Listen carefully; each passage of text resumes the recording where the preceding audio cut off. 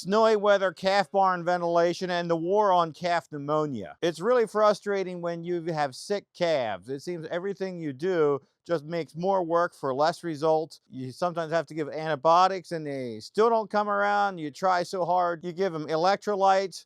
You do everything you just possibly can, and some of them turn out great and others just don't. And it can just be so frustrating. So anyway, I want to go over a couple of things you really ought to know to make your calf barn and your calf raising a lot easier when you're on this warpath with pneumonia. And your goal is dry bedding and bright sunlight. If your calves can't see daylight, that's a problem number one. If they're wet, that's another problem. So as we're standing here, the sunlight can shine down in this open front calf barn right like it can a calf hutch. And that sunlight is an all natural disinfectant. It sure beats using Clorox and scrubbing the walls, but just simply cleaning it out and leaving the sunlight go in, and the natural UV rays make your life easier. The second thing that you should consider in your calf barn is making sure there's no condensation.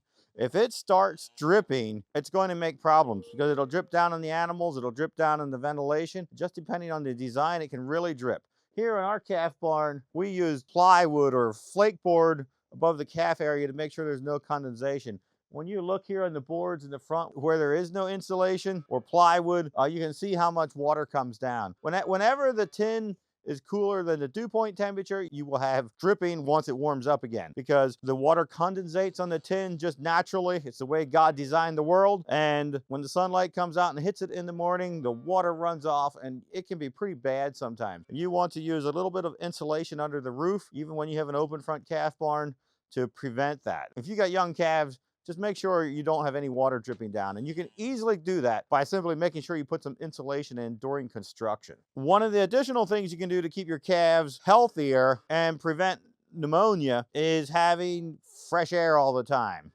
That is one of the biggest things. Have fresh air all the time, no matter what the weather is, which is actually kind of the simple things are hard to do. And one of the ways to make it easier is automatic ventilation, such as automatic barn curtains. And that's what we do a lot of, but like when it's not windy and cold, you still have the vents open or have the barn curtains open. When it's windy is when you really want to shut it. The calves can handle the cold weather almost better than you can, as long as they are dry and there's no rain or snow blowing in with it. So with an automatic ventilation controller with a weather station like we make, you can keep the curtains open when it's cold and not windy and not raining. But as soon as the wind starts coming up from the right direction, it starts shutting. It's kind of like a smart wall for your calves. When the weather's bad, it shuts, and it's always looking which way the wind is coming from to make the best decision possible. Another thing you should consider is the microenvironment down at the floor level. So if you took your nose right down on the floor, if it really stinks, you should have more air moving. It's tough to keep them perfectly dry. That's one of the best things to do, is keep your calf barn always completely dry, but